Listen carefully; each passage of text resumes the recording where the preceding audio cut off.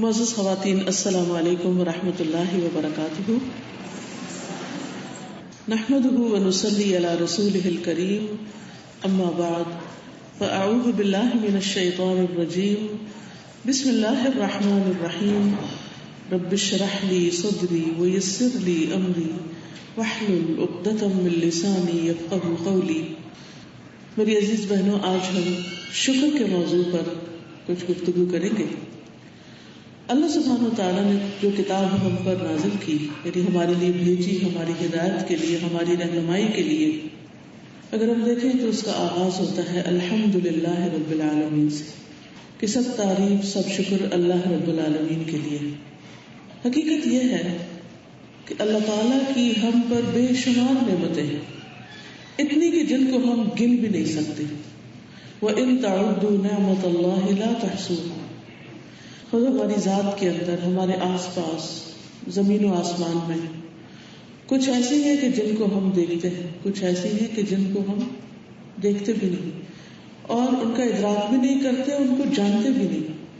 حقیقت یہ ہے کہ کائنات کی ہر چیز کسی نہ کسی طرح ہماری خدمت میں لگی ہوئی ہے۔ ہم پر کیا لازم ہوتا ہے ان تمام چیزوں کو پہچانے، مانے اور ان پر اللہ تعالیٰ کا شکر ادا کریں کہ اس نے ان سب کو ہماری خدمت میں لگایا ہے۔ قرآن پاک میں آتا ہے وَسَخَّرَ لَكُم مَّا فِي السَّمَاوَاتِ وَمَا فِي الْأَرْضِ۔ اس نے تمہارے لیے مسخر کیا ہے جو کچھ آسمانوں اور زمین میں ہے، یعنی انسان کے فائدے کے لیے کام کر رہا ہے۔ جب ہر چیز ہمارے فائدے کے لیے کام کر رہی ہے تو پھر ہمارا کیا فرض بنتا ہے کہ ہم بھی کچھ کریں، ہم کچھ بھی کریں۔ اس کا ان چیزوں میں سے کسی چیز کو کوئی فائدہ نہیں ہے جو ہمیں فائدہ پہنچا رہا۔ مثال کے طور پر اگر آپ دودھ پیتے ہیں اور آپ بکری کا شکریہ ادا کرتے ہیں یا آپ بکری کے لیے کچھ کرنا چاہتے ہیں، اس کو تو کچھ فائدہ نہیں، اس کو تو احساس بھی نہیں کہ آپ اس کے لیے کیا کر رہے ہیں۔ جو بھی چیز ہم دیکھتے ہیں کائنات میں، جتنی بھی چیزیں، ان میں سے کچھ بہت زیادہ فائدے کی ہیں اور کچھ محض اپنے وجود کے ساتھ اس دنیا کو رونق بخش رہی اور ہر طرف خوبصورتی پھیلا رہی، لیکن ان کو اپنے وجود کا کچھ بھی احساس نہیں۔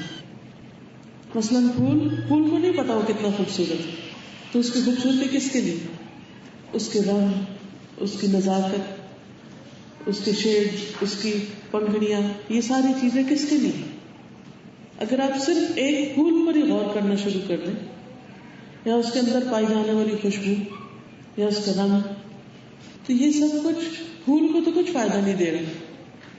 اس سے نہ پھول کا پیٹ بھر رہا ہے اور نہ ہی پھول کو خود کوئی اس سے لذت حاصل ہو رہی ہے۔ اس کا تن، دھن، من کس کے لیے؟ انسان کے لیے۔ انسان اس کو دیکھتا ہے، اس کی خوشبو سونگتا ہے، اس سے فائدہ اٹھاتا ہے اور پھر اس سے بعض اوقات بہت سے اور مختلف چیزیں بناتا ہے، جیسے دوائیاں وغیرہ بنتی ہیں یا ہماری صحت یا غذا کے کام کچھ پھول آتے ہیں۔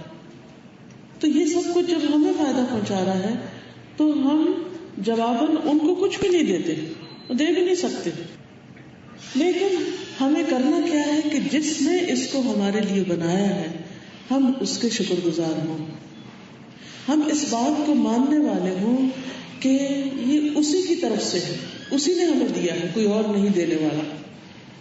یعنی اللہ سبحانہ وتعالیٰ ہی نے اس کو بنایا ہے، اسی نے اس کے اندر ہمارے لیے فائدے رکھے ہیں، یہ اسی کا ہم پر احسان ہے، لہذا اس نعمت پر ہم اس کے شکر گزار ہیں اور ہم اس کے ساتھ کسی اور کو شریک نہیں کرتے۔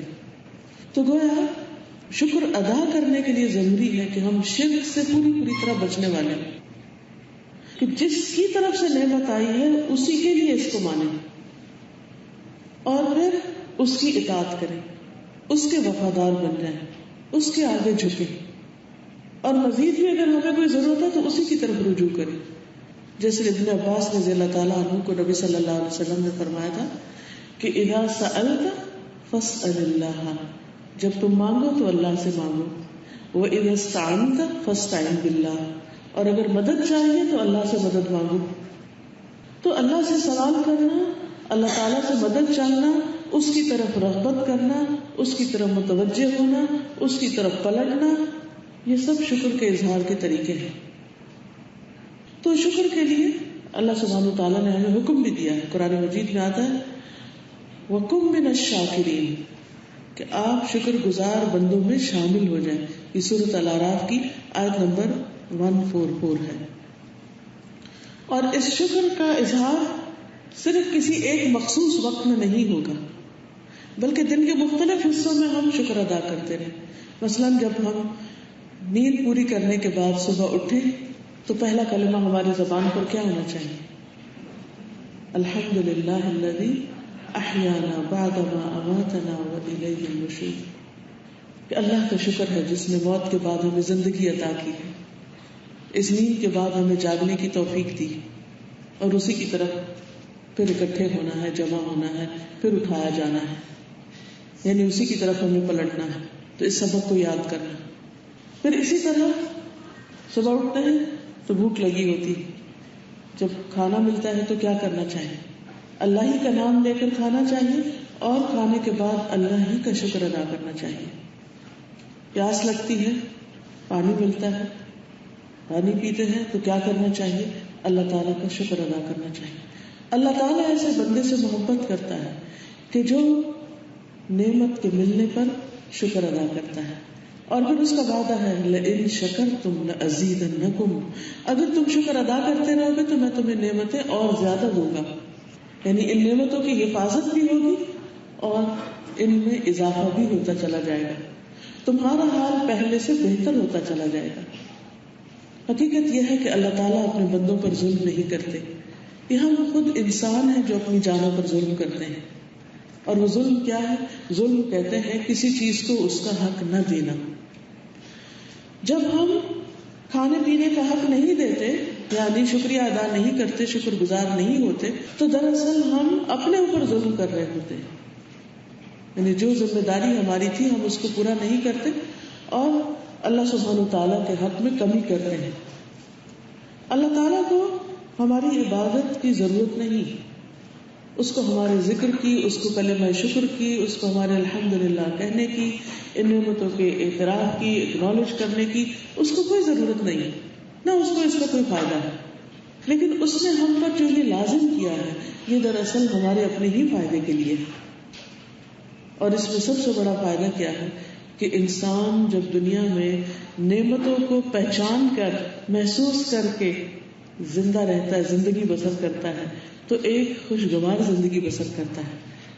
اس کے دل کا بوجھ اور غم ہٹتا ہے, اس کے اندر ایک خوشی پیدا ہو جاتی, اس کی تھنکنگ پازیٹیو ہو جاتی, کیونکہ وہ ہر چیز کو اس نگاہ سے دیکھتا ہے کہ الحمدللہ یہ میرے پاس ہے.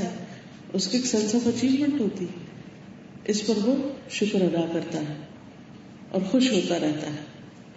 اس کو احساس محرومی نہیں رہتا, کیونکہ اگر ہم دیکھیں تو جو کچھ ہمیں ملا ہے وہ اس کے مقابلے میں بہت زیادہ ہے جو ہمیں نہیں ملا. ہماری ہر بنیادی ضرورت پوری ہو رہی, اسی لیے تو ہم زندہ ہیں. اگر ہمیں آکسیجن نہ ملتی, ہمیں روشنی نہ ملتی, ہمیں خوراک نہ ملتی تو ہم زندہ ہی نہیں رہ سکتے تھے. ہاں, چونکہ اللہ تعالیٰ نے یہ زندگی, یہ دنیا امتحان کے لیے بنائی ہے, اس لیے جب اللہ سبحانہ وتعالیٰ بندے کو آزمانا چاہتا ہے, امتحان لینا چاہتا ہے, تو وہ اس کی نعمتوں میں کمی بیشی کر دیتا ہے. بعض اوقات کوئی چیز دیتا نہیں تاکہ بندے کو احساس رہے کہ جو کچھ دیا ہے, جو کچھ ملا ہے وہ اللہ ہی کی طرف سے, اور اگر اس نے نہیں دیا تو تم کچھ کر نہیں سکتے. تو بعض اوقات وہ کچھ دیتا نہیں, مثلاً بعض اوقات کسی کو اولاد نہیں دیتا, بعض اوقات کسی کو بیٹا نہیں دیتا, کسی کو بیٹی نہیں دیتا, بعض اوقات کسی کے یہاں رزق کی کمی ہوتی, بعض اوقات دینے کے بعد لے لیتا ہے تاکہ انسان کو آزمائے, انسان کا امتحان لے کہ انسان کرتا کیا ہے. اور جو ملنے پر شکر ادا کرتا ہے اور کسی بھی نعمت کے چلے جانے پر صبر کرتا ہے تو وہ امتحان پاس کر جاتا ہے اور اس کا درجہ اللہ تعالیٰ کے ہاں اور بلند ہو جاتا ہے, وہ اللہ سبحانہ تعالیٰ کے قریب ہو جاتا ہے, اور اس طرح اس کی زندگی خوشگوار ہوتی چلی جاتی ہے. تو حقیقت یہ ہے کہ جو انسان نعمتوں کا احساس رکھتا ہے, نعمتوں کو دیکھنے کی نگاہ رکھتا ہے, نعمتوں کو دیکھ کر خوش ہونے والا دل رکھتا ہے, وہ انسان زندگی کے جھمیلوں میں، زندگی کی بہت ساری پریشانیوں میں، بہت سارے ایسے وسوسے جو انسان کے دشمن شیطان کی طرف سے اس کے دل میں آتے ہیں، ان تمام چیزوں کے باوجود، بہت سی ناگوار انپریڈکٹیبل صورتحال پیش آنے کے باوجود، جو انسانی نفس پر بڑی بھاری ہوتی، اس کے باوجود وہ خوش رہتا ہے، اس کے باوجود وہ اپنے حواس نہیں کھوتا، وہ ان نعمتوں سے فائدہ اٹھانا نہیں چھوڑتا جو آلریڈی اس کو ملی ہوئی. لیکن جب انسان کے اندر شکر نہیں ہوتا، ناشکری ہوتی ہے، تو ناشکری کا سب سے بڑا نقصان یہ ہوتا ہے کہ انسان اپنے آپ کو ٹارچر کرتا ہے. ہر وقت اس کے اندر ایک غم پلتا رہتا ہے، ہر وقت اس کے اندر ایک خوف سا رہتا ہے، ایک پریشانی سی رہتی، ایک بے چینی سی رہتی. وہ ہر وقت کسی ایک خاص چیز کو، جہاں اس کی زندگی میں کمی ہوتی ہے یا کہیں اس کا کوئی نقصان ہو چکا ہوتا ہے، اس کی ساری توجہ کا مرکز وہ خاص چیز ہو جاتی ہے اور وہ اسی کے بارے میں سوچتا رہتا ہے، جس کے نتیجے میں اس کے اندر ایک احساس محرومی پیدا ہوتا ہے اور وہ اپنے آپ کو ٹارچر کرتا رہتا ہے، اور اس کے اندر سے یہ صلاحیت ختم ہو جاتی ہے کہ وہ نعمتوں کو دیکھ سکے جو وافر مقدار میں اس کے سامنے موجود ہیں. تو اس لیے انسان کو چاہیے کہ وہ شکر گزار بندہ بننے کے لیے اپنے اندر اللہ تعالیٰ کی بے شمار ان گنت نعمتوں کو دیکھنے کی صلاحیت پیدا کرے، اور پھر صرف دیکھتا ہی نہ چلا جائے، صرف استعمال ہی کرتا نہ چلا جائے، بلکہ شکر ادا کرتا چلا جائے. اسی لیے ہم دیکھتے ہیں کہ قرآن مجید میں اللہ تعالیٰ فرماتے ہیں فَاذْكُرُونِي أَذْكُرْكُمْ وَاشْكُرُوا لِي وَلَا تَكْفُرُونِ. تم مجھے یاد کرو، میں تمہیں یاد رکھوں گا، اور تم میرا شکر ادا کرو اور میری ناشکری نہ کرنا. کیونکہ وَلَا تَكْفُرُونِ منع کیا گیا، لیکن پھر بھی اگر انسان ناشکرا ہے وَلَئِن كَفَرْتُمْ فَإِنَّ عَذَابِي لَشَدِيدٌ، اگر تم نے کفر کیا، ناشکری کی، تو میرا عذاب بھی بڑا سخت ہے. تو یہ ایک حقیقت ہے کہ بعض اوقات انسان جب نعمتوں کی قدر نہیں کرتا، سب کچھ ہونے کے باوجود بھی رب سے ناراض رہتا ہے، بندوں سے ناراض رہتا ہے، چھوٹی چھوٹی باتوں پر، چھوٹی چھوٹی محرومیوں پر، شکر کی بجائے شکوے شکایات کرتا رہتا ہے، تو نتیجہ کیا ہوتا ہے کہ اس سے مزید اور بھی بہت سی نعمتیں جو اس کے پاس ہوتی ہیں وہ چھننے لگتی، حتیٰ کہ اس سے اللہ سبحانہ و تعالیٰ نیکی کے کاموں اور عبادت کے کاموں کی توفیق بھی چھیننے لگتا ہے. کیونکہ الحمدللہ کہنا جو ہے افضل الشکر ہے، شکر کا سب سے بہترین طریقہ ہے. تو جب نعمت ہوتی ہے اور انسان اس پر خوش ہونے کے بجائے، اس کو ماننے کی بجائے، اس کو شکر ادا کرنے کی اس کو ناراض ہوتا ہے اور اس کو نعمت نہیں سمجھتا، تو نتیجہ کیا ہوتا ہے کہ اللہ تعالیٰ پھر اس سے شکر کی توفیق چھین لیتا ہے. اور پھر جب وہ توفیق چھننے لگتی تو پھر بہت سی نیکیوں میں انسان پیچھے رہنے لگتا ہے. کیونکہ شکر صرف کھانے پینے پر ہی نہیں، اگر ہمیں اللہ تعالیٰ کسی چھوٹے سے چھوٹے کام کی بھی توفیق دیتے ہیں، مثلا کسی کی مدد کرتے ہیں، کسی کے کام آتے ہیں، کسی کی عیادت کرتے ہیں، کسی بھوکے کو کھانا کھلاتے ہیں، تو اس پر بظاہر ہم احسان کر رہے ہوتے ہیں کسی پر. لیکن جو بندہ حقیقی معنوں میں شکر گزار ہوتا ہے، وہ اس موقع پر بھی اللہ کا شکر ادا کرتا ہے کہ اللہ تیرا شکر ہے کہ تو نے مجھے اس کام کے لیے چنا کہ میں کسی کے کام آ سکوں، ورنہ یہ تیرا کام تو کوئی بھی کر سکتا تھا. اگر میرے ہاتھوں کسی کو بھوکے کو کھانا کھلایا تو نے اس کو میرے پاس بھیج کر مجھے سعادت بخشی، مجھے موقع دیا کہ میں یہ کر سکوں. اور جو ناشکرا انسان ہوتا ہے اس کا طرز عمل اس کے بالکل برعکس ہوتا ہے. وہ اس نیکی کو اپنے لیے ایک بوجھ سمجھتا ہے، ایک مصیبت سمجھتا ہے، اور وہ اس کام کو اپنے لیے پریشانی بنا لیتا ہے. نتیجتاً خود بھی بیزار ہوتا ہے، خود بھی اس کام کے کرنے کو انجوائے نہیں کرتا، اور جو آس پاس کے لوگ ہوتے ہیں ان کو بھی تکلیف دیتے. اسی لیے اللہ سبحانہ وتعالیٰ فرماتے ہیں وَلَا تُبْطِلُوا صَدَقَاتِكُمْ بِالْمَنِّ وَالْأَذَىٰ، اپنے صدقات کو احسان جتا کر، اذیت دے کر ضائع مت کرو، اس کو ضائع مت کرو. کیوں؟ اس لیے کہ جب انسان اچھا کام کر لیتا ہے، کسی انسان کے ساتھ احسان کرتا ہے اور پھر اس کو تکلیف دیتا ہے، تو پھر نتیجہ کیا ہوتا ہے؟ یہ ایک ناشکری کی کیفیت ہوتی ہے، اور نتیجہ میں پھر انسان کو اس سے وہ موقع چھننے لگتا ہے اور نیکی کی وہ کیفیت اس سے دور ہونے لگتی ہے. ہم دیکھتے ہیں کہ اللہ سبحانہ تعالیٰ کے جتنے بھی پسندیدہ بندے رہے، خواہ وہ انبیاء میں سے ہوں، صدیقین، شہداء، صالحین میں سے، ہمیشہ اللہ تعالیٰ کے شکر گزار رہے. اللہ تعالیٰ کے ایک صالح بندے لقمان علیہ السلام کے بارے میں قرآن مجید میں آتا ہے وَلَقَدْ آتَيْنَا لُقْمَانَ الْحِكْمَةَ أَنِ اشْكُرْ لِلَّهِ وَمَن يَشْكُرْ فَإِنَّمَا يَشْكُرُ لِنَفْسِهِ. ہم نے لقمان کو حکمت عطا کی اور وہ کیا تھی؟ ان اشکر للہ، کہ اللہ کے شکر گزار ہو. اور جس کو حکمت مل گئی اس کو تو خیر کثیر مل گئی، بہت بڑی دولت مل گئی. اور یہ حکمت کیا ہے؟ یہ حکمت وہ صلاحیت، وہ بصیرت، وہ روشنی ہے کہ جس کے ساتھ انسان بہترین فیصلے کرتا ہے. کسی بھی کام کے اندر ہمیشہ آپ نے دیکھا ہوگا کہ انسان ڈبل مائنڈیڈ ہوتا ہے. مثلاً یہاں آپ کو آنا تھا، کہیں اور جانا تھا، تو آپ ڈبل مائنڈیڈ، اچھا یہاں جاؤں وہاں جاؤں، یہ کروں وہ کروں یا نہ کروں. حتیٰ کہ چھوٹے چھوٹے کام جو ہم گھر میں کر رہے ہوتے ہیں ان میں بھی ہم بعض اوقات، جیسے کھانے میں پکا رہے ہیں تو اچھا یہ ایک ڈالوں کہ دو ڈالوں. اب دونوں میں سے جو ڈیسیژن آپ لیں گے اس کے مطابق نتیجہ نکلے گا. مثلاً آپ سبزی بنا رہے، آپ سوچتے ہیں اس میں پیاز ڈالوں یا نہ ڈالوں. ایک چھوٹی سی بات، آپ اگر ڈالتے ہیں تو ٹیسٹ اور ہوگا، نہیں ڈالتے تو ٹیسٹ اور ہوگا. ابھی ایک فیصلہ تھا جو آپ کو کرنا تھا. اب بہترین فیصلہ کس کا ہوگا؟ جس کو اللہ سمجھ دے کہ کہاں پیاز ڈلتا اور کہاں نہیں ڈلتا. اور پھر ایک دفعہ ڈالنے کے بعد اگر غلطی ہو گئی تو اس سے جو ٹیسٹ میں فرق آیا اگلی دفعہ وہ اپنے آپ کو اس سے روک لیتا ہے. بالکل اسی طرح زندگی کے باقی کاموں میں بھی کس وقت مجھے کیا کرنا چاہیے. اور بعض اوقات نیکی کے بڑے بڑے مواقع ہوتے ہیں، سامنے پڑے ہوتے ہیں، لیکن چونکہ سمجھ نہیں ہوتی، عقل نہیں ہوتی، توفیق نہیں ہوتی، فائدہ نہیں اٹھا پاتے اس سے. مثال کے طور پر نیکیوں میں سے ایک بہت بڑی نیکی والدین کا دل خوش کرنا ہے. بعض اوقات والدین ہمارے گھر ہوتے ہیں، ہمارے سامنے بیٹھے ہوتے ہیں اور ہمیں توفیق نہیں ہوتی کہ ہم ان کا دل خوش کریں.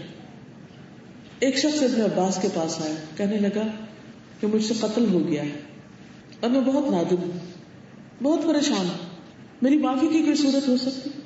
مجھے کوئی نیکی کا کام بتائی کہ میں کچھ کروں تاکہ وہ گلٹ ختم ہو، وہ توبہ قبول ہو. انہوں نے کہا کہ کیا تمہاری ماں زندہ ہے؟ ان کا کہ نہیں زندہ نہیں. کہا خالہ زندہ ہے؟ جاؤ اور اس کے ساتھ احسان کرو، اس کا دل خوش کرو. بعض اوقات ہماری اپنی ماں نہیں ہوتی، ساس ہوتی ہے، لیکن ساس کو ماں ہی کوئی نہیں سمجھتا. اتنا بڑا نیکی کمانے کا موقع ہمارے گھر میں موجود ہوتا ہے لیکن ہم سارا جلتے کودتے رہتے ہیں، یہ کیا لائبلٹی ہو گئی، ہم پر ذمہ داری پڑ گئی. حالانکہ اگر ہم احسان کا رویہ اختیار کریں، بعض اوقات ایسا تو بزرگ بیمار ہوتے ہیں، چڑچڑے ہوتے ہیں، تکلیف میں ہوتے ہیں، تو وہ دل کے برے نہیں ہوتے لیکن ان کی تکلیفیں ان کی مسکراہٹ ختم کر دیتی. جب انسان ینگ ہوتا ہے نا تو امنگیں ہوتی ہیں دل میں، نئے نئے کام کرنے کے شوق اور بلبلے اور جذبے ہوتے ہیں، تو انسان اپنے ہی خیالوں میں مسکراتا رہتا ہے، بہت سی چیزیں اس کو خوش کرنے والی ہوتی. لیکن جو انسان وقت کے ساتھ ساتھ بڑا ہوتا ہے، ذمہ داریاں بڑھتی چلی جاتی، جسم ساتھ چھوڑتا چلا جاتا ہے، تکلیفیں بڑھتی اور غم بڑھتے چلے جاتے ہیں، جس کے نتیجے میں انسان کو اب اپنے سامنے موت نظر آ رہی ہوتی، تو obviously وہ مسکرانا بھول جاتا ہے، وہ خوش ہونا بھول جاتا ہے. اس کے کھانے پینے کی خوشیاں، اس کے کسی بھی چیز میں شریک ہونے کی خوشیاں کم ہونے لگتی. اب نتیجہ کیا ہوتا ہے کہ جو آس پاس کے ینگ بچے ہوتے ہیں وہ نہیں سمجھ پاتے کہ ان کو بزرگوں کو کیا ہے، وہ بس ان کو بلیم کرنا شروع کر دیتے ہیں کہ یو وری ٹو مچ، آپ تو کسی چیز میں خوشی نہیں ہے، ہماری ساس تو ہم سے کبھی خوشی نہیں ہوئی، ہم کچھ بھی کر لیں. وہ اس وجہ سے نہیں کہ آپ میں کوئی خرابی ہے، اس وجہ سے کہ خود ان کے اندر ایسی تکلیف ہے کہ وہ نہیں خوش ہو پا رہے، لیکن ہم سمجھتے نہیں کیونکہ حکمت ہی نہیں ہے، سمجھ ہی نہیں ہے. تو نتیجہ کیا ہوتا ہے کہ ہمارا رویہ درست نہیں ہوتا. اب آپ دیکھیے کہ جس شخص کو حکمت مل گئی، اور اس کا تعلق ضروری نہیں کہ کسی بزرگی عمر کے ساتھ ہے، بعض ینگ لوگ بھی بہت سمجھدار ہوتے ہیں، جس کو یہ بات سمجھ آ گئی، دوسرے کی پوزیشن سمجھ آ گئی، دوسرے کی تکلیف سمجھ آ گئی، تو وہ کیا کرے گا؟ وہ اس کو مہلت دے گا، اس کی جگہ پر کھڑا ہو کر سوچے گا، اور اپنے لیے جو نیکی کا موقع ہاتھ ہے اس کو نہیں کمائے گا، احسان کرنا شروع کر دے گا یک طرفہ طور پر کہ یہ میرے بزرگ ہیں، یہ میرے لیے برکت کا باعث ہے. کیونکہ حدیث میں صاف طور پر آتا ہے البرکۃ مع اکابرکم، برکت تمہارے بزرگوں کے ساتھ ہے، بڑوں کے ساتھ ہے. ماں ہے تو ٹھیک ہے، ماں نہیں تو خالہ، خالہ نہیں تو ساس، ساس نہیں تو کوئی ساس یا اماں کی بہن، ابا کی بہن، دادی، نانی، کوئی بھی خاندان میں بزرگ، یا مردوں میں سے دادا، نانا، چچا، کوئی بھی بڑے. تو اگر ان میں سے کوئی بھی موجود ہو، پاس موجود ہو یا کہیں اور، انسان کے لیے بہت بڑی نیکی کا موقع ہے کہ مومن کو خوش کر دے. اور اگر مومن کو خوش کر رہا ہے تو مومنوں میں سے سب سے بڑا حق والدین کا ہے کہ ان کو خوش کر دے. اب ہو سکتا ہے کہ آپ ایک دفعہ ٹرائی کریں، 2 دفعہ کریں، 3 دفعہ کریں، وہ نہیں خوش ہو رہے، تو پھر آپ کو غور و فکر کرنے کی ضرورت ہے کہ کون سی چیز انہیں خوش کرتی. مثلا ہو سکتا ہے کہ ان کو ان کے بچوں کا تذکرہ، ان کو اپنی کوئی پرانی یادیں وہ خوش کرتی، یا ان کے اوپر کوئی بوجھ ہے، کوئی بات وہ سلجھا نہیں پا رہے، کوئی چیز ان کو بادر کر رہی تو وہ غم بانٹنا، اس مسئلے کا حل تلاش کرنا. یہ ساری وہ چیزیں ہیں کہ جس سے انسان دوسرے کی مدد کر سکتا ہے. اب یہ جو مواقع ہیں، ان مواقع کا ملنا اور اس پر خوش ہونا اور ان مواقع کو اویل کرنا، یہ شکر ادا کرنا ہے. ہم سمجھتے ہیں کہ شاید نیکی کمانا جو ہے وہ بہت آسان ہے اور ہر وقت ایک آئیڈیل سچویشن ہوگی جس میں ہم اچھے اچھے کام کریں گے تو ہم بہت ثواب کما لیں گے. بعض اوقات انسان بہت کچھ کر کے نہیں، صرف کسی ناپسندیدہ چیز پر صبر کر کے، شکر ادا کر کے بہت بڑا مقام پا سکتا ہے. بعض اوقات ایک انسان کے لیے اللہ تعالیٰ نے بہت بلند درجہ رکھا ہوتا ہے مگر اس کا عمل اتنا نہیں ہوتا کہ اس درجے تک پہنچ سکے. وہ کوشش کرتا ہے مگر کامیاب نہیں ہوتا. تو ایسے میں اللہ تعالیٰ اس کو کسی امتحان میں ڈال دیتے ہیں اور اس امتحان میں وہ صبر کرتا ہے، اللہ سبحانہ و تعالیٰ سے راضی رہتا ہے. تو اللہ سبحانہ و تعالیٰ اس صبر اور شکر اور رضامندی کی وجہ سے اس کا درجہ بلند کر دیتے اور اس اعلی مقام تک اس کو پہنچا دیتے. لیکن یہ ساری باتیں کس کو سمجھ آئیں گی؟ اسی کو جس کو اللہ تعالیٰ سمجھ دے گا. اسی لیے حدیث میں آتا ہے من یرد اللہ بہ خیرا یفقہہ فی الدین، اللہ تعالیٰ جس کے ساتھ بھلائی کا ارادہ کرتا ہے اس کو دین کی سمجھ دے دیتا ہے، اس کو نیکی کرنے کے مواقع نظر آنے لگتے ہیں اور ان نیکیوں کو کر کر وہ شکر ادا کرنے لگتا ہے. اسی لیے اللہ تعالیٰ فرماتا ہے کہ ہم نے لقمان کو حکمت عطا کی تھی کہ اپنے رب کا، اللہ کا شکر ادا کرو. وَمَن يَشْكُرْ فَإِنَّمَا يَشْكُرُ لِنَفْسِهِ، اور جو شکر ادا کرتا ہے وہ اپنے ہی لیے کرتا ہے. یعنی شکر کا سب سے پہلا بڑا فائدہ خود اس کے اپنے آپ کو پہنچتا ہے. انسٹنٹ گریٹیفیکیشن ہوتی ہے، انسٹنٹ اطمینان اور سکون کی کیفیت پیدا ہوتی ہے اور پھر اجر اور ثواب محفوظ کر لیا جاتا ہے. پھر اسی طرح اگرچہ یہ بہت بڑی نیکی ہے لیکن بہت کم لوگوں کو نصیب ہوتی، یعنی شکر گزار رہنا. صرف چکنی چپڑی کھا کر شکر گزار ہونا ہی شکر گزار ہونا نہیں ہوتا، روکھی سوکھی کھا کر بھی شکر گزار ہونا شکر گزار ہوتا ہے. لیکن یہ کس وقت ہوتا ہے؟ جب انسان دنیا کے معاملے میں اپنے سے نیچے والوں کو دیکھتا ہے. اگر اپنے سے اوپر والے کو دیکھتا ہے تو پھر اس کے آنسو نہیں رکتے. مثلا اگر آپ کے پاس سوکھی روٹی کھانے کو ہے اور آپ کی بہن یہ بھی تلی ہوئی کھا رہی ہے تو آپ کبھی بھی شکر ادا نہیں کر سکتے، کیونکہ آپ یہی سوچیں گے کہ میری بہن تو ایسے اور ایسی نعمتوں میں اور میرے پاس کچھ بھی نہیں ہے. آپ کے حلق سے آنسو نیچے گرتے چلے جائیں گے، اندر ہی اندر روتے رہیں گے، آپ خوش نہیں ہو سکتے. لیکن اگر آپ دوسری طرف ان لوگوں کا سوچ لیں کہ جن کو سوکھی روٹی بھی کھانے کو نہیں ملتی، تو آپ کو سوکھی روٹی کا نوالا بھی بہت مزہ دینے لگے گا، آپ اس کو بھی انجوائے کرنے لگیں گے کہ اللہ تیرا شکر ہے کہ ہے. کتنے ہی لوگ ایسے ہیں جن کے پاس یہ بھی نہیں ہے.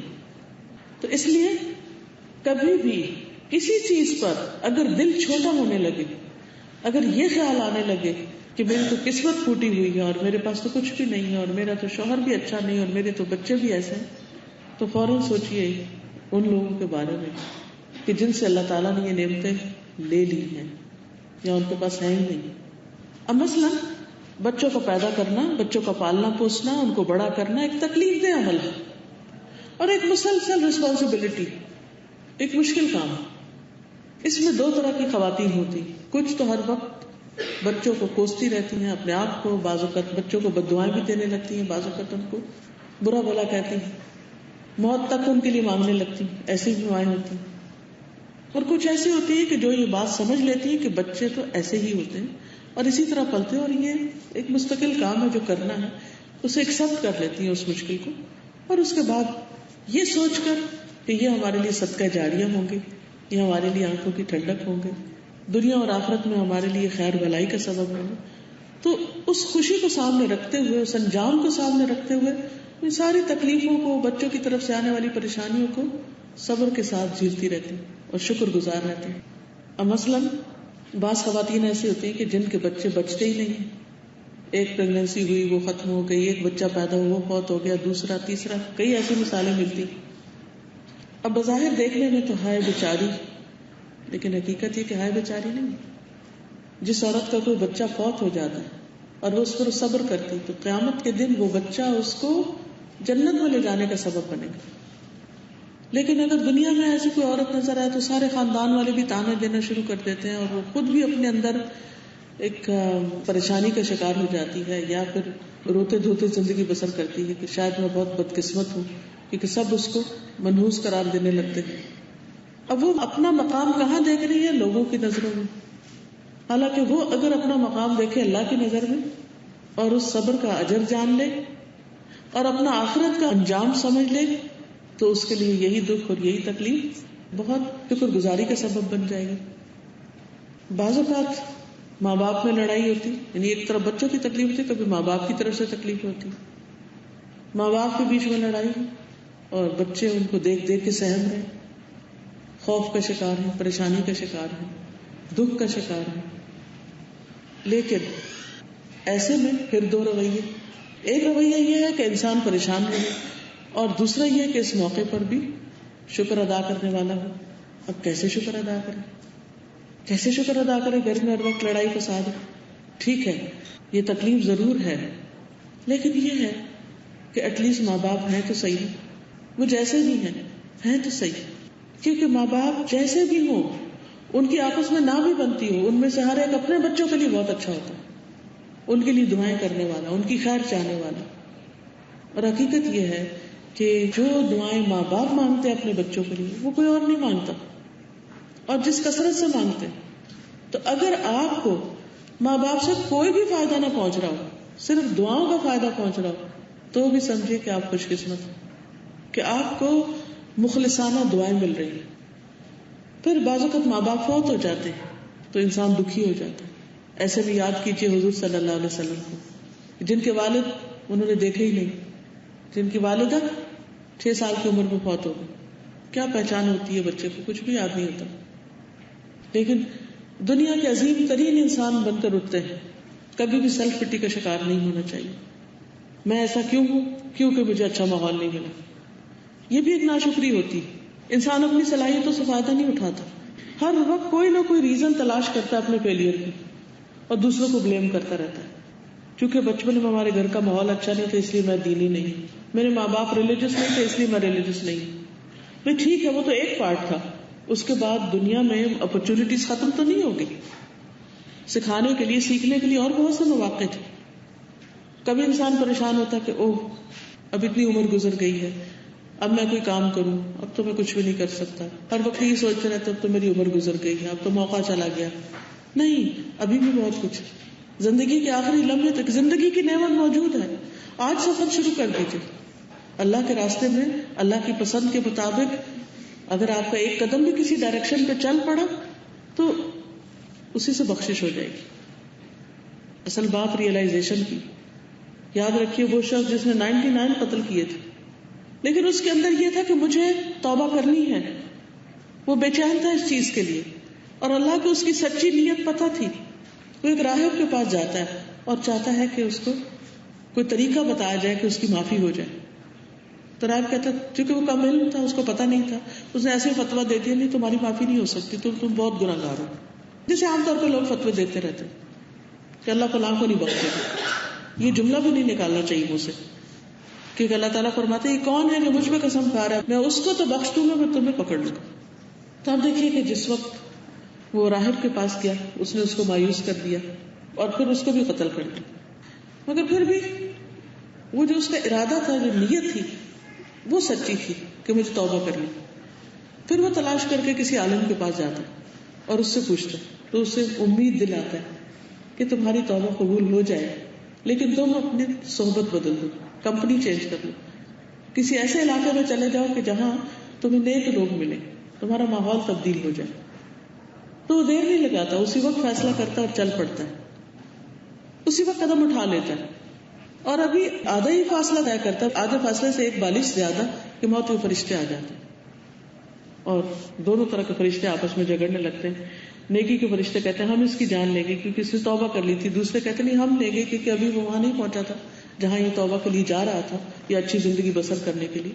تمہارا اللہ سبحانہ وتعالیٰ حکم دیتے فرشتوں کو کہ زمین ناپ لو، جس طرف کی زمین زیادہ ہے اس طرف کے فرشتے جان لے لیں گے. یعنی اگر یہ جہاں جا رہا تھا وہاں تک کا فاصلہ زیادہ ہو چکا تو نیکی کے فرشتے اس کی جان لیں. اور وہ ناپا گیا تو ایک بالش بھر صرف زیادہ تھا، تھوڑا سا یعنی گویا ایک قدم ہی تھا. کوئی بھی نیک کام آپ کرنا چاہتے ہیں، مثلاً حفظ کرنا چاہتے ہیں قرآن مجید، مثلاً کچھ سیکھنا چاہتے ہیں، کوئی ایسا خیراتی ادارہ بنانا چاہتے ہیں، دنیا کا کوئی نیکی کا کام کرنا چاہتے ہیں جو آپ کا شوق رہا ہے، تو سیلف پٹی کے شکار ہو کے، لو سیلف اسٹیم کا شکار ہو کے کہ نہیں میں تو نہیں کر سکتی، اب تو میں بیمار ہوں، اب تو میری عمر گزر گئی، اب تو میری ذمہ داریاں بہت ہو گئی.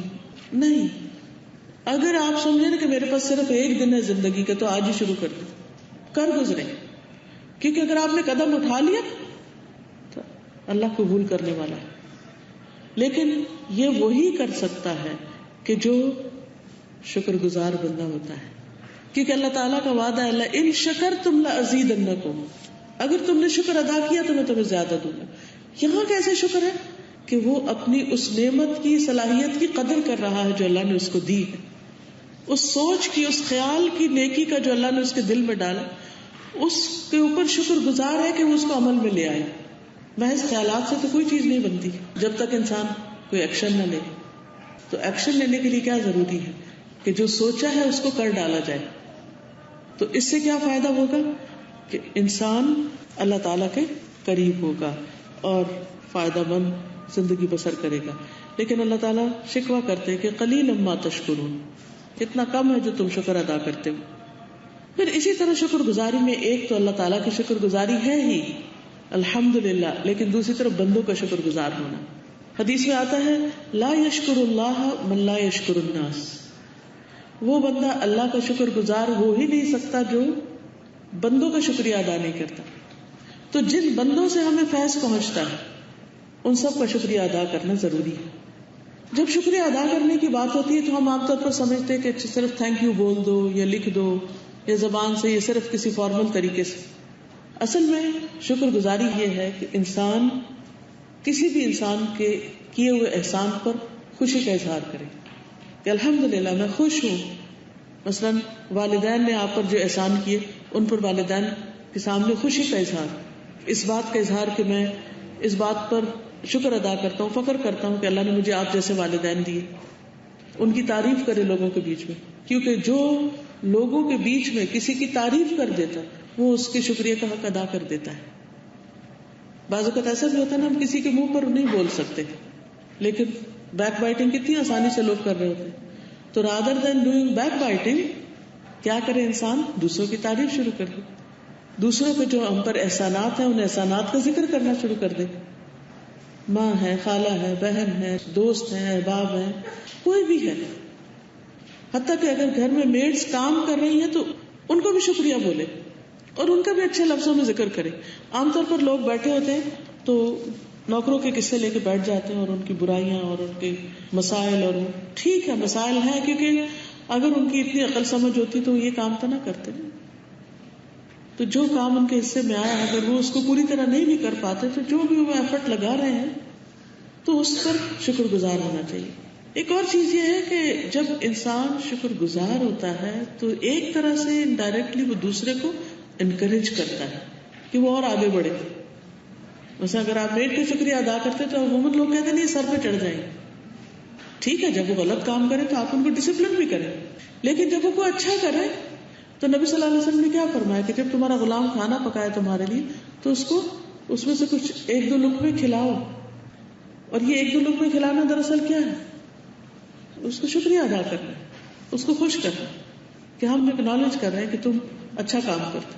اس کو کبھی کوئی گفٹ دے دینا، کسی بھی طرح سے جو ان کے لیے خوشی کا باعث ہوتا ہے، ان کی چھٹی دے دینا، یا دوست احباب سے ملنے کی اجازت دے دینا، یا کوئی اچھا کپڑا لے دینا، یا کوئی اچھا کھانا کھلا دینا، یعنی کوئی بھی طریقہ ہو سکتا ہے کہ جس سے ہم اس بات کا اظہار کریں کہ ہمیں ان سے بھی محبت ہے اور ہم ان کی قدردانی کرتے ہیں۔ جب ان کے اندر ایک اعتماد آئے گا کہ آپ ان کی قدردانی کرتے ہیں تو نتیجہ کیا ہوگا؟ وہ پہلے سے اور زیادہ لائل ہوں گے، اور زیادہ آپ کے وفادار ہوں گے، اور زیادہ آپ کے ساتھ اچھا کریں گے۔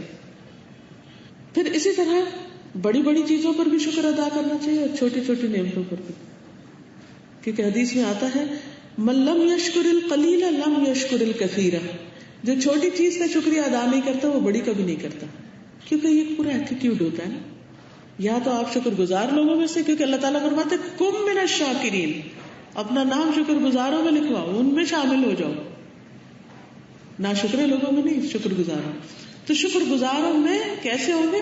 جب وہ صفت اتنی زیادہ اندر آ جائے گی کہ پھر اس کے مطابق ہی ایکشن ہونے لگے گے، پھر وہ چھوٹی بات پر اور بڑی بات پر ایک پورا ایٹیٹیوڈ، ایک رویہ، ایک اخلاق، ایک طریقہ زندگی، ایک معاملہ انسان کا ویسا ہی ہونے لگے گا۔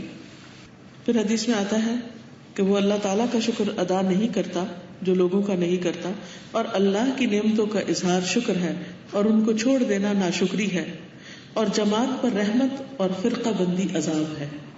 یہ بھی اسی حدیث کا حصہ ہے، کیونکہ جب لوگ شکر گزار ہوتے ہیں تو ان کے دل جڑتے ہیں اور وہ اکٹھے ہوتے ہیں، اور جب ناشکری ہوتی ہے تو دل پھٹتے ہیں اور آپس میں ڈویژنز ہو جاتی ہیں، جس کے نقصان کیا ہوتا ہے، جس کا نتیجہ کیا ہوتا ہے کہ لوگ پھر ہر کوئی 1.5 اینٹ کی مسجد الگ بنا کے بیٹھ جاتے اور پھر ہر ایک کی کوششیں بکھر جاتی، نتیجتاً مسلمان ایک پوری قوت نہیں بنتے۔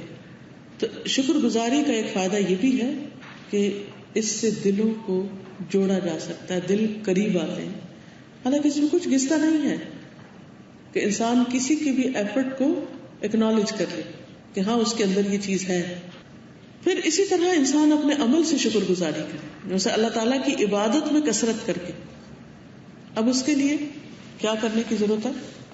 نمازیں تو ہیں ہی فرض، دن میں کوئی نہ کوئی ایک وقت ایسا نکالیں جس میں خالص اللہ کی رضامندی کے لیے نوافل پڑھیں، خواہ وہ تہجد ہو، خواہ وہ اشراق ہو، خواہ وہ نمازوں کے بعد کے نوافل ہو، کسی وقت بھی ہو، کیونکہ سجدہ انسان کو اللہ کے قریب کرتا ہے۔ تو اللہ تعالیٰ کی شکر گزاری کے لیے سجدوں کی کثرت۔ نبی صلی اللہ علیہ وسلم نماز میں اتنا لمبا قیام کرتے کہ آپ کے پاؤں سوج جاتے، تو جب آپ سے کہا گیا تو آپ نے فرمایا افلا اکون عبدا شکورا، کیا میں اللہ کا شکر گزار بندہ نہ بنوں؟ پھر اسی طرح قرآن مجید کے ساتھ تعلق، کیونکہ قرآن مجید اللہ تعالیٰ کا کلام ہے۔ ہر روز مصحف کھولے، کیونکہ اللہ کی کتاب کو کھولنا اللہ تعالیٰ کو پسند ہے، چاہے ایک لائن پڑھے لیکن مصحف ضرور کھولے۔ اور ویسے بھی چاہے آپ کو حفظ ہو، دیکھ کر پڑھنا زیادہ پسندیدہ بنسبت اس کے کہ انسان صرف زبانی حافظے سے پڑھے۔ اللہ کی کتاب، ایک صحابی تو وہ کتاب اٹھاتے تھے رونے لگ جاتے تھے اور اپنے ساتھ لگاتے، اس کو چومتے کہ یہ اللہ کی کتاب ہے اور یہ میرے پاس ہے، اللہ نے میرے پاس بھیج دی، یعنی قرآن سے اپنی محبت کا اظہار کرتے تھے۔ تو قرآن مجید کے ساتھ اپنی محبت، اپنی چاہت، اپنے تعلق کا اظہار کریں، اس کو کہیں چھوڑ نہ دیں شیلف میں کہ بس ٹھیک ہے کسی دن ہم فارغ ہوں گے تو اٹھا لیں گے، نہیں، ان اٹینڈڈ نہ ہو، نگلیکٹڈ نہ ہو، بلکہ روز اٹھائیں، پیار سے اٹھائیں، محبت سے کھولیں اور اس میں سے کچھ نہ کچھ پڑھیں اور اس کو مارک کرتے جائیں، ہر روز جتنا پڑھے اس سے مارک کر لیں، پھر آگے پڑھیں، پھر آگے پڑھیں۔ پھر بعض لوگ 3 دن میں پورا کر لیتے ہیں، بعض 7 دن میں کر لیتے ہیں، بعض 1 مہینے میں کر لیتے ہیں، بعض 2 مہینے میں کر لیتے ہیں، جتنا آپ کر سکیں۔ تو یہ بھی شکر گزاری نعمت ہدایت پر کہ اللہ نے ہمیں یہ نعمت عطا کی۔ پچھلی امتوں کو آپ دیکھیں کہ ان کی کتابیں محفوظ نہیں رہی، ہماری کتاب محفوظ کتاب ہے اور یہ اللہ کا کلام ہے۔ پھر اسی طرح نمازوں کے علاوہ سجدہ شکر، شکر کے نوافل نہیں ہوتے لیکن سجدہ شکر۔ نبی صلی اللہ علیہ وسلم کے پاس جب کوئی خوشی کی بات آتی یا آپ کوئی خوشخبری دیے جاتے تو اللہ کا شکر ادا کرنے کے لیے سجدے میں گر پڑتے، فوراً جھک جاتے کہ اللہ یہ سب کچھ تیری طرف سے۔ عام طور پر لوگ خوشی میں کیا کرتے ہیں؟ اکڑتے ہیں، بازو اونچے کرتے ہیں، ہائے ہو گئے کرتے ہیں، لیکن ایک مومن بندے کی شکر گزاری اللہ کے آگے جھکنے میں. نبی صلی اللہ علیہ وسلم نے مکہ فتح ہونے کے موقع پر شکر کس طرح کیا تھا؟ آپ اونٹ پر سوار تھے. آپ کو معلوم ہے نا کہ اس وقت آپ کس طرح بیٹھے ہوئے تھے کہ آپ رو رہے تھے, آنسو آپ کی داڑھی مبارک پر گر رہے تھے, اور آپ اس طرح جھکے ہوئے تھے فزیکلی بھی کہ آپ کی تھوڑی کونٹ کے جاوے کے ساتھ لگ رہی تھی, وہ جو اوپر ہمسا ہوتا ہے نا, اٹھی ہوئی جگہ جو تھی اس کے ساتھ لگ رہی تھی. اور اس طرح آپ شکر ادا کرتے ہوئے داخل ہوئے.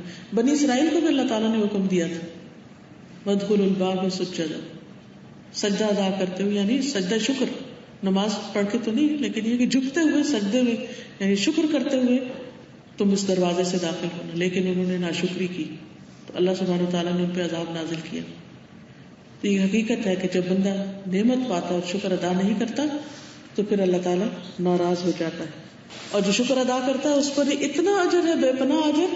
جیسے حدیث میں آتا ہے الطاعم الشاکر بمنزلۃ الصائم الصابر, کھانا کھا کے شکر ادا کرنے والا صابر روزہ دار کے برابر ہے مقام میں. آپ ایک دن روزہ رکھتے ہیں, صبر کرتے ہیں, آپ کے لیے بہت اجر ہے. اگلے دن آپ روزہ نہیں رکھتے لیکن کھا کر شکر ادا کرتے ہیں, آپ کو اسی طرح اجر مل رہا ہے. تو مومن دو حالتوں میں سے ایک حالت میں ہوتا ہے. پھر اسی طرح حضرت ثوبان کہتے ہیں کہ جب سونے چاندی کے بارے میں قرآن مجید میں نازل ہوا تو لوگوں نے کہا ہم کون سا مال رکھیں, یعنی کہ سونا چاندی بہت اکٹھا کرنا, ذخیرہ کرنا اور اس کی زکوٰۃ نہ دینا, یہ تو ناپسندیدہ ہے. تو اس سے زیادہ قیمتی کوئی سی چیز ہو سکتی کہ جو ہم جمع کریں. حضرت عمر نے کہا میں تمہیں بتاتا ہوں. پھر اپنے اونٹ کو تیز دوڑایا اور نبی صلی اللہ علیہ وسلم تک جا پہنچے, اور میں ان کے پیچھے تھا, یعنی حضرت ثوبان جو تھے. عمر کہتے ہیں میں نے عرض کیا اللہ کے رسول صلی اللہ علیہ وسلم ہم کون سا مال رکھ سکتے ہیں؟ آپ نے فرمایا تم میں سے ہر ایک کو چاہیے کہ شکر ادا کرنے والا دل, ذکر کرنے والی زبان اور مومنہ بیوی رکھے جو آخرت کے معاملے میں تمہاری مدد کرے. یہ سونے چاندی سے بھی زیادہ قیمتی چیزیں ہیں. شکر والا دل, ذکر والی زبان اور مومن ساتھی. تو آپ دیکھیے دنیا بھی جنت بن جاتی.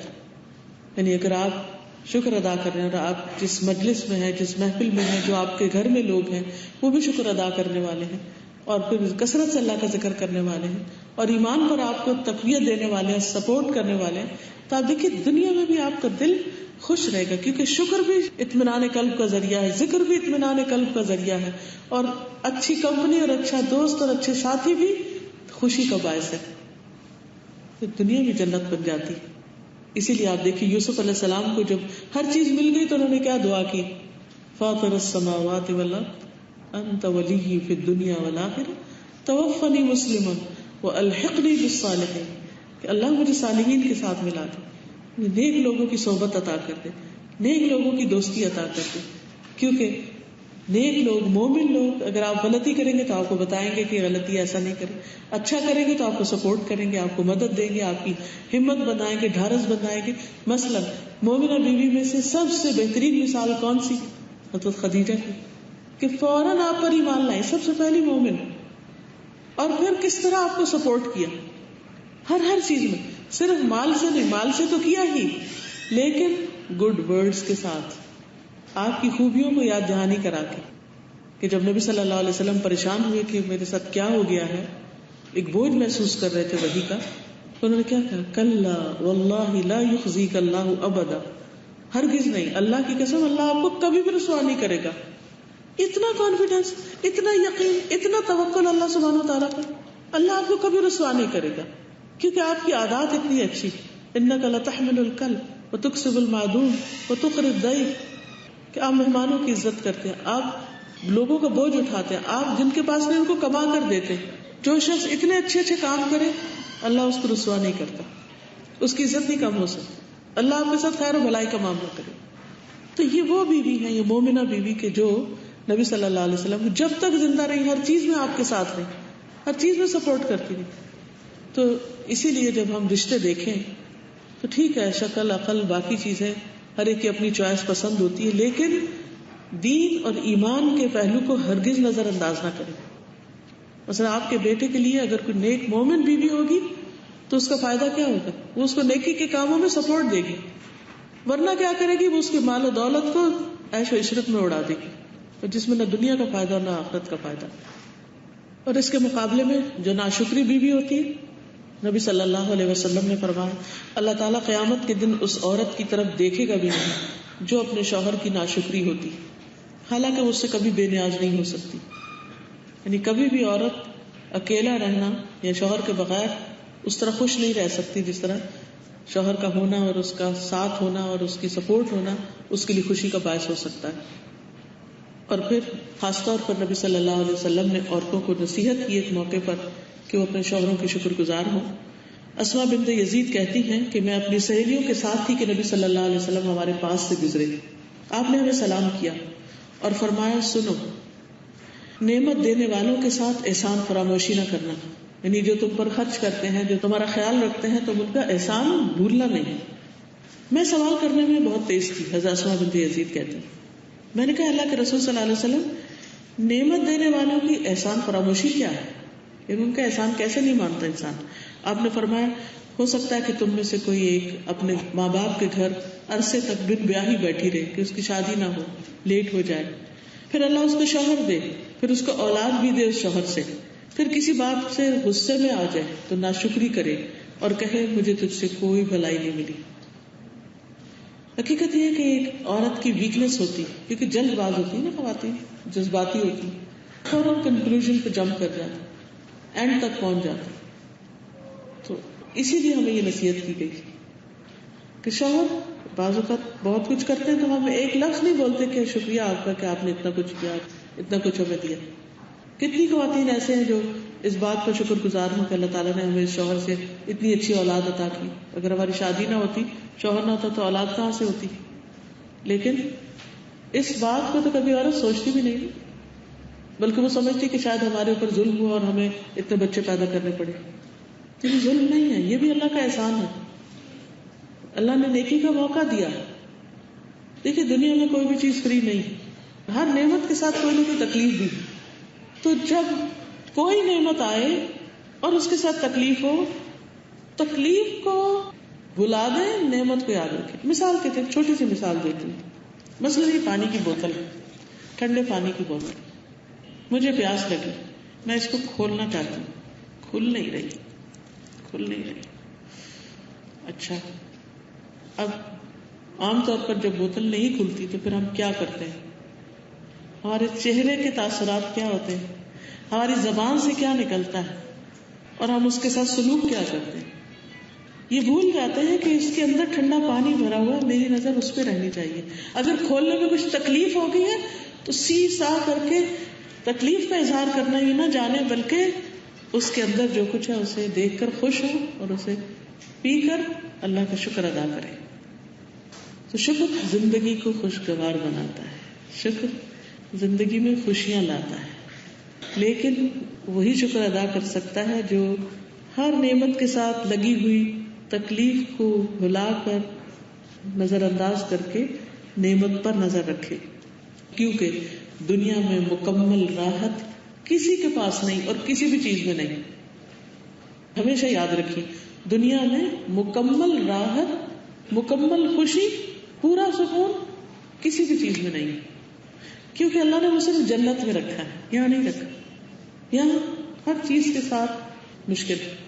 لیکن اللہ سبحانہ وتعالیٰ نے کتنے پازیٹیو وے میں فرمایا ان مع العسر یسرا، کیونکہ انسان تنگی کو زیادہ مینشن کرتا ہے، یاد رکھتا ہے. تو اللہ تعالیٰ نے فرمایا کہ اچھا تنگی ہے، تنگی کے ساتھ آسانی بھی ہے. فإن مع العسر یسرا، تنگی کے ساتھ آسانی. یعنی یہ نہیں کہا کہ آسانی کے ساتھ تنگی، کیونکہ جب آسانی ہوتی ہے تو ہم اس وقت بھول جاتے ہیں کہ تنگی بھی تھی. لیکن تنگی کو عموماً زیادہ مینشن کرتے ہیں، نقصان کا ذکر زیادہ کرتے ہیں، فائدوں کو کم کرتے ہیں. ملنے والی چیزوں کو زیادہ یاد نہیں رکھتے، لیکن جو نہیں ملی اس کو بہت یاد رکھتے. مثلا اگر ہم کسی کے گھر جاتے ہیں تو 100 خاطرے کرتا، خیال رکھتا ہے، کہیں اس غریب سے بھول چوک میں کوئی کمی ہو جاتی ہے، ہم کیا کرتے ہیں؟ 100 خاطرے بھول کے وہ ایک چیز پلے باندھ کے ساتھ لے آتے ہیں کہ اس نے ہمارے ساتھ یہ کیا. جیسے شادی ہوتی، عام طور پر خاندانوں میں جب شادیاں ہوتی تو کیا ہوتا ہے، مثلا سسرال والے جاتے ہیں یا بیٹی والے جاتے ہیں بچی کے سسرال میں، بیٹے والے جاتے ہیں بیٹی کے گھر میں، کہیں کوئی کمی بیشی ہو جائے بس اس کو انا کا مسئلہ بنا لیتے ہیں. اور یہ بھول جاتے ہیں کہ اللہ نے اتنی اچھی جگہ دی ہے، اتنا اچھا رشتہ ہو گیا، کب سے انتظار میں تھے، وہ ساری نعمتیں بھول گئے، بس یہ یاد رکھا کہ انہوں نے ہمارے ساتھ کیا کیا. انسان بھول چک ہو سکتے، بعض لوگ مزاج ایسے ہوتے ہیں. مجھے یاد ہے ریسنٹلی ہمارے خاندان میں ایک نکاح ہوا، مسجد میں تھا نکاح. اب ہوا کیا کہ مسجد کافی ساری سیڑھیاں تھی، بزرگ خواتین بھی اور سارے کسی نہ کسی طرح پہنچے. گرمی بھی بہت تھی، وہاں پر کوئی پنکھوں کا بھی صحیح انتظام نہیں تھا کیونکہ مسجد بہت بڑی ہے. تو جب آرکیٹیکچر ایسا تھا اور کوئی پاکستان کی بجلی کہ اگر آپ اے سی ویسی چلائیں بھی تو ساری مسجد کہاں سے ٹھنڈی ہو. اتفاق سے سیڑھیوں پہ سارے کارپیٹ ادھڑے ہوئے تھے، گوند چپکی ہوئی تھی اس پر. مسجد کا مائک بھی ٹھیک نہیں تھا. اب جتنے بھی لوگ وہاں پہنچے، وہ گرمی بھی تھی، ان کے لیے پانی کا کوئی انتظام نہیں تھا، ان کو کچھ لفظ سنائی نہیں دیا نکاح میں کیا ہوا، ان کے کھانے کا کوئی انتظام کچھ بھی نہیں تھا وہاں. کیونکہ جو سسرال والے تھے وہ دیر سے آئے، جب وہ آئے تو وہ جو چھوارے یا کوئی کھانے پینے کی چیز ہوتی وہ بھی لانا بھول گئے، اور سب لوگ ایسے ہی واپس چلے گئے. یعنی نکاح میں شریک ہوئے، کچھ بھی کھانے پینے کو نہیں ملا اور ویسے ہی واپس چلے گئے. لیکن مجھ سے جب کسی نے پوچھا تو میں نے کہا مجھے تو اتنا مزہ آیا ہے، حالانکہ یہ ساری چیزیں میرے سامنے تھی. میں نے کہا مجھے اتنا مزہ آیا کہ میں اس نکاح کے بہانے اتنے سارے لوگوں سے ملی ہوں اور سب کو دیکھ کر خوش ہوئی ہوں، اور مسجد میں مغرب کی نماز پڑھنے کا موقع مل گیا اور ایک روحانیت کی کیفیت تھی. تو میں تو دیکھنے لگے کہ اچھا اب میں بھی یہ کر سکتی تھی. کیا نکاح تھا، نہ پانی تھا، نہ کوئی کھانے کی چیز تھی، اور کیا سیڑھیوں پہ کیا گند مچا ہوا تھا، اور کیا ضروری تھا وہیں کیا جاتا، کہیں اور بھی ہو سکتا تھا، ایسا بھی ویسا، سب تبصرے ہو سکتے. لیکن اگر انسان وہاں جانے کی جو خوشی آپ محسوس کرتے اسپرچل اور ویسے لوگوں کی یعنی کہ سوشل گیدرنگ میں، اگر آپ اس کو یاد رکھیں تو پانی تو پیتے ہی رہتے ہیں، چھوارے بھی کھاتے رہتے ہیں. کیا ہوا اگر کسی وقت نہیں ملے؟ It's not a big deal, کوئی بڑا ایشو نہیں ہونا چاہیے. لیکن عام طور پر ہم انہی چیزوں کو مسئلہ بنا کر تعلقات بگاڑ بیٹھتے ہیں. نتیجہ کیا ہوتا ہے؟ اعمال نامہ بھی خراب، تعلق بھی خراب، اور آئندہ اسی شخص سے جو آپ کو فائدہ پہنچنے والا وہ بھی نہیں ملتا کیونکہ ناراضگی ہوگی اب. تو اس لیے کیسی بھی کیفیت ہو، کوئی بھی چیز ہو، تو ایک تو اس میں پرفیکشن نہ تلاش کریں، نہ کسی انسان میں، نہ کسی جگہ میں، نہ کسی سچویشن میں. اور دوسرا یہ ہے کہ مسائل سے اوپر اٹھ کے سوچیں. ہر چیز میں مسئلے ہوتے ہیں لیکن مسئلوں کو نہیں زیادہ سوچیں، جو اس کے اندر خیر کی چیز ہے اس کے بارے میں زیادہ سوچیں اور اس سے فائدہ اٹھائیں. اور پھر جب نعمتیں نظر آنے لگے تو اس پر تھرلڈ فیل کریں، اچھا یہ بھی ہے، ایسا بھی ہوتا ہے، ایسا بھی ہوتا ہے. پھر اسی طرح یہ ہے کہ جو اپنے سے کم نعمتوں والے ان کو سامنے رکھیں، اوپر والوں کو نہ دیکھیں، نیچے والوں کو دیکھیں. وہ مشہور حکایت ہے نا کہ شیخ سعدی کے پاس ایک دفعہ جوتا نہیں تھا، تو انہوں نے دیکھا کہ ایک شخص کا پاؤں ہی نہیں ہے. تو وہ اس بات کو غمگین تھے کہ میرا جوتا نہیں ہے، یہ جوتا کھو گیا. تو انہوں نے دیکھا کہ ایک شخص گزر رہا ہے اور اس کا پاؤں ہی نہیں ہے. انہوں نے شکر ادا کیا کہ جوتا تو پھر بھی مل جائے گا، پاؤں تو نہیں مل سکتا، پاؤں تو ہے میرا. تو جو چیز نہیں ہے اس کے بارے میں سوچنے کی بجائے وہ سوچے جو موجود ہے. اور پھر یہ بھی ہے کہ اللہ نے چونکہ دنیا امتحان کے لیے بنائی ہے، اس لیے تیار رہیں کہ مومن کے لیے ایک امتحان کے بعد ایک اور ہوگا.